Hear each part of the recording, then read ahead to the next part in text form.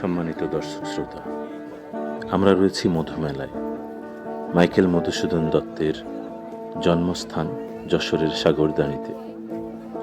1824 সালের 25শে জানুয়ারি তিনি জন্মগ্রহণ করেন।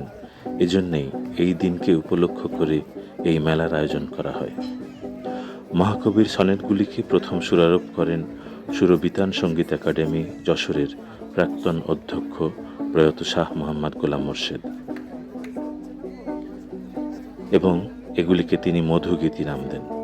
তিনিই প্রথম জেলা প্রশাসনের সহযোগিতায় এই মেলার আয়োজন করেন। এখন মধুমেলা জাতীয়ভাবেই পালন করা হয়। আজ ছিল 7 দিনব্যাপী অনুষ্ঠানমালার শেষ দিন।